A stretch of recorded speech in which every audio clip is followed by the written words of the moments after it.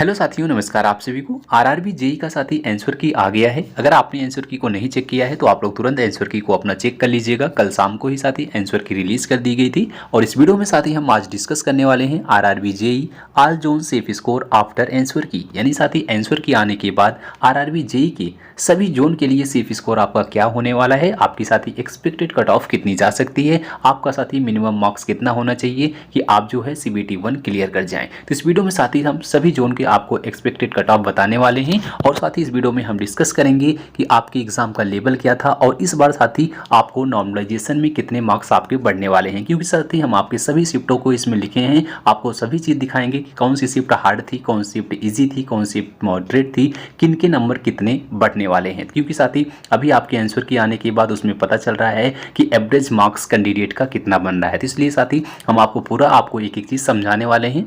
आपको बता दें, अगर आपने चैनल को सब्सक्राइब नहीं किया है तो चैनल को अभी सब्सक्राइब कर लो, क्योंकि साथ ही हमने आपको पहले भी बताया था आरआरबी जेई से रिलेटेड आपको पल पल की अपडेट मिलती रहती है। तो आइए साथी हम सबसे पहले बात करते हैं इसके एग्जाम लेवल और नॉर्मलाइजेशन की। आप लोग इसको समझिएगा, फिर हम आपको साथी आपके जोन के आपका सेफ स्कोर बताएंगे। तो देखिए, इसके हम एग्जाम लेवल की बात करते हैं। इस बार जो आपका साथी एग्जाम हुआ था, इसमें आपका जो एक एक चीज़ देखिए, 17/12/2024 को जो एग्जाम हुआ था, 17 दिसंबर को जो एग्जाम था, वो थर्ड शिफ्ट का जो एग्जाम था, इसका लेवल साथी सबसे ज़्यादा हार्ड देखने को मिला था। तो कौन सी शिफ्ट हार्ड थी, कौन सी शिफ्ट इजी थी, ये आपको बता रहे हैं। उसी के हिसाब से आपका नॉर्मलाइज स्कोर भी बताएंगे कितना बढ़ेगा। तो जैसे 17/12/2024 को जो एग्ज़ाम हुआ था, थर्ड शिफ्ट का जो एग्ज़ाम था साथी, अभी तक जो एग्ज़ाम हुआ टोटल, उसमें सबसे हार्ड शिफ्ट थर्ड शिफ्ट देखने को मिली थी। उसके बाद 17/12/2024 को जो आपकी सेकंड शिफ्ट हुई थी, थर्ड शिफ्ट से पहले जो सेकंड शिफ्ट हुई थी, इसका लेवल भी हार्ड देखने को मिला था। उसके बाद 17/12/2024 की जो फर्स्ट शिफ्ट थी, उसके बाद इसका लेवल साथ ही हार्ड था। उसके बाद आपकी जो 18/12/2024 यानी 17 के बाद जो 18 की सेकंड शिफ्ट हुई थी, उसका लेवल साथ ही थोड़ा सा हार्ड देखने को मिला था। यानी अगर ऊपर से देखेंगे तो आपका 17 की थर्ड शिफ्ट सबसे ज़्यादा हार्ड थी, उसके बाद आपकी 17 की सेकंड शिफ्ट थी, उसके बाद 17 की फर्स्ट शिफ्ट थी, उसके बाद 18 की सेकंड शिफ्ट हार्ड देखने को मिली थी। तो साथ ही ये 4 शिफ्ट ऐसी थी जिसका लेवल साथ ही अभी तक जितने टोटल शिफ्ट आपकी हुई थी, इसमें 4 शिफ्टों का लेवल सबसे ज़्यादा हार्ड था। तो जो नंबर साथ ही आपका बढ़ेगा वो इसी 4 शिफ्टों का बढ़ने वाला है। उसके बाद जो 18/12/2024 को जो यानी 18 को जो एग्ज़ाम हुआ था थर्ड शिफ्ट का, उसका लेवल साथ ही मॉडरेट था। उसके बाद 16 का जो एग्ज़ाम हुआ सेकंड शिफ्ट में, उसका लेवल मॉडरेट था। 16/12 की जो थर्ड शिफ्ट हुई थी, उसका लेवल मॉडरेट था। यानी जो 3 शिफ्ट ये थी आपकी, एक 18 की थर्ड शिफ्ट, एक आपकी 16 की सेकंड शिफ्ट, एक आपकी 16 की थर्ड शिफ्ट, इसका लेवल साथ ही मॉडरेट लेवल था। इसके कितने मार्क्स बढ़ेंगे वो भी हम आपको भी बताएंगे। उसके बाद आपका जो 18 का साथी फर्स्ट शिफ्ट हुआ था और 16 का आपका फर्स्ट शिफ्ट हुआ था, तो इसके जो लेवल थे साथी, इसके लेवल इजी थे, क्योंकि साथी इसमें कैंडिडेट के सबसे ज़्यादा मार्क्स जो बन रहे हैं, इसी 2 शिफ्ट वाले कैंडिडेट के ज़्यादा मार्क्स बन रहे हैं। एवरेज जो देखा गया है वो इसी शिफ्ट के कैंडिडेट का मार्क्स साथी जो है ज़्यादा बना है। उसके बाद ये जो 3 शिफ्ट थी, इसके लेवल साथी मॉडरेट थे और इन दोनों शिफ्ट को जो हमने बताया इजी से मॉडरेट था, और बाकी के जो हमने उसके ऊपर 4 शिफ्ट बताए हैं, आप लोग देख लीजिएगा, इसका लेवल सबसे ज़्यादा हार्ड था। जो सबसे ज़्यादा हार्ड था वो थर्ड शिफ्ट था, फिर सेकंड नंबर पे आपका सेकंड शिफ्ट आता है 17 की, फिर आपका थर्ड पे आता है आपका फर्स्ट शिफ्ट 17 की, फिर आपका फोर्थ पे आता है 18 की सेकंड शिफ्ट।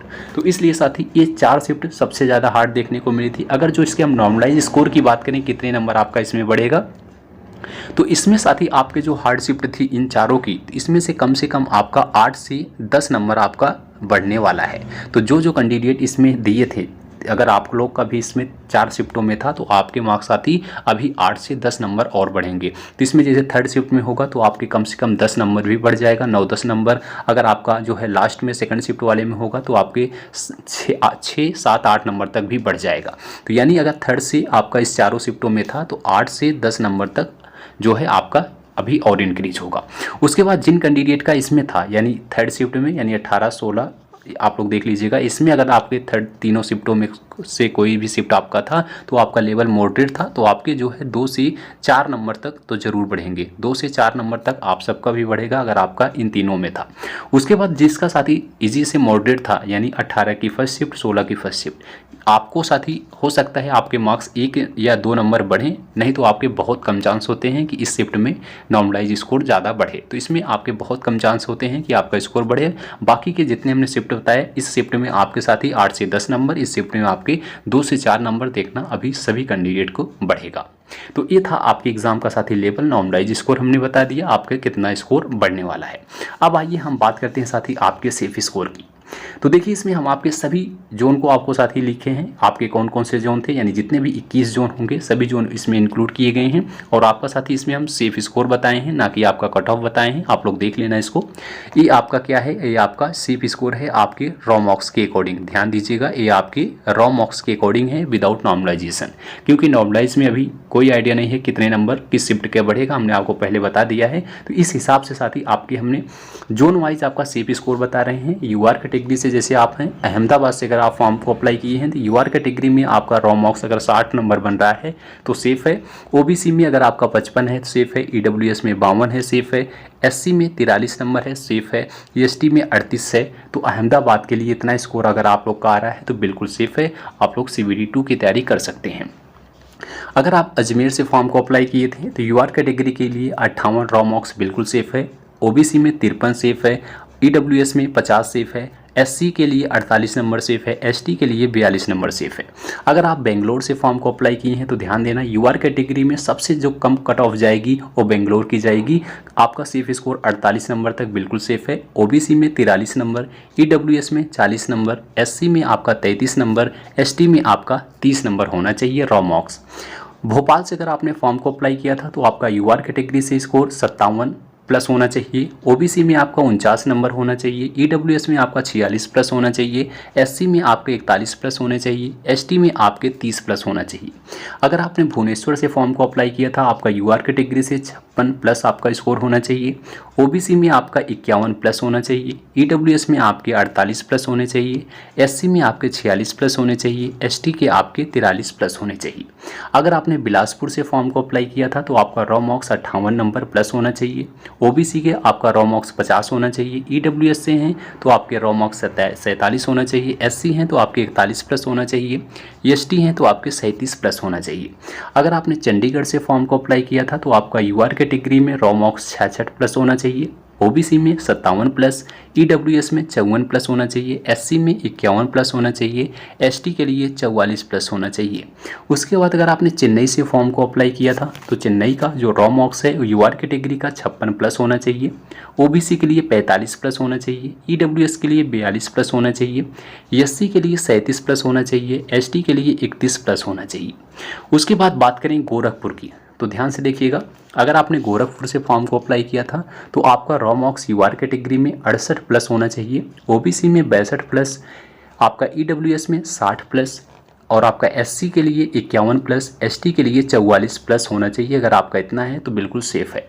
गुवाहाटी से अगर आपने फॉर्म को अप्लाई किया था तो आपका रॉ मॉक्स 67 प्लस होना चाहिए, ओबीसी में 62 प्लस होना चाहिए, ईडब्ल्यूएस में 60 प्लस होना चाहिए, एससी के लिए 58 प्लस होना चाहिए, एसटी के लिए 51 प्लस होना चाहिए। अगर आपने जम्मू और श्रीनगर से फॉर्म को अप्लाई किया था तो यूआर कैटेगरी में आपका रॉ मॉक्स 60 प्लस होना चाहिए, ओबीसी का 55 प्लस होना चाहिए, ईडब्ल्यूएस के लिए 52 प्लस होना चाहिए, एससी के लिए 43 प्लस होना चाहिए, एसटी के लिए 37 प्लस होना चाहिए। अगर आपने कोलकाता से फॉर्म को अप्लाई किया था तो इस बार कोलकाता में आपकी जो है कंपटीशन जो है ज़्यादा देखने को मिलेगा, तो आपका कम से कम यूआर कैटेगरी में आपका रॉ मॉक्स 54 प्लस होना चाहिए, ओबीसी के लिए 50 प्लस होना चाहिए, ईडब्ल्यूएस के लिए 48 प्लस होना चाहिए, एससी के लिए 43 प्लस होना चाहिए, एसटी के लिए 35 प्लस होना चाहिए। मालदा से अगर आपने फॉर्म को अप्लाई किया था तो आपका यूआर कैटेगरी के लिए 68 प्लस होना चाहिए, जो मालदा की सबसे ज़्यादा कट ऑफ जाती है। आपका रॉ मॉक्स 68 प्लस होना चाहिए, ओबीसी में 64 प्लस, ईडब्ल्यूएस में 61 प्लस और आपका एससी के लिए 57 प्लस, एसटी के लिए 49 प्लस होना चाहिए। अगर आपने मुंबई से फॉर्म को अप्लाई किया था तो मुंबई में वैकेंसी ज़्यादा थी लेकिन फॉर्म भी अब थोड़ा सा ज़्यादा अप्लाई हुआ था, तो उस हिसाब से आपका रॉ मॉक्स जो है यूआर कैटेगरी के लिए 58 प्लस होना चाहिए, ओबीसी में 50 प्लस होना चाहिए, ईडब्ल्यूएस में 48 प्लस होना चाहिए, एससी का 40 प्लस होना चाहिए, एसटी का 32 प्लस होना चाहिए। अगर आपने मुजफ्फरपुर से फॉर्म अप्लाई किया था तो आपके रॉ मॉक्स यूआर कैटेगरी का 69 प्लस होना चाहिए, मुजफ्फरपुर की ज़्यादा कट ऑफ जाएगी, ओबीसी के 64 प्लस होना चाहिए, आपका ईडब्ल्यूएस का 62 प्लस होना चाहिए, आपका एससी का 58 प्लस होना चाहिए, एसटी का 50 प्लस होना चाहिए। अगर आपने पटना से फॉर्म को अप्लाई किया था तो आपका कट ऑफ यहाँ पर सबसे ज़्यादा देखने को मिलेगा। इसमें आपका यूआर कैटेगरी में 74 प्लस होना चाहिए, ओबीसी में 71 प्लस होना चाहिए, ईडब्ल्यूएस के लिए 68 प्लस होना चाहिए, आपका एससी के लिए 64 प्लस होना चाहिए, एसटी के लिए 53 प्लस होना चाहिए। अगर आपने प्रयागराज से फॉर्म को अप्लाई किया था तो आपका यूआर कैटेगरी में रॉ मार्क्स 57 प्लस होना चाहिए, ओबीसी में 51 प्लस, ईडब्ल्यूएस में 48 प्लस, एससी में आपका 44 प्लस, एसटी में आपका 38 प्लस होना चाहिए। अगर आपने रांची से फॉर्म को अप्लाई किया था तो आपका यूआर कैटेगरी का रॉ मार्क्स जो है 70 प्लस होना चाहिए, यहाँ की कट ऑफ ज़्यादा जाती है। ओबीसी का आपका 64 प्लस होना चाहिए, ईडब्ल्यूएस का आपका 61 प्लस होना चाहिए, आपका एससी के लिए 57 प्लस होना चाहिए, एसटी के लिए 51 प्लस होनी चाहिए। अगर आपने सिकंदराबाद से फॉर्म को अप्लाई किया था तो आपका रॉ मार्क्स जो है 63 प्लस होना चाहिए, आपका ओबीसी का जो है 56 प्लस होना चाहिए, एस जो है ईडब्ल्यूएस का 53 प्लस होना चाहिए, आपका एससी का 49 प्लस होना चाहिए, एसटी का जो है 38 प्लस होना चाहिए।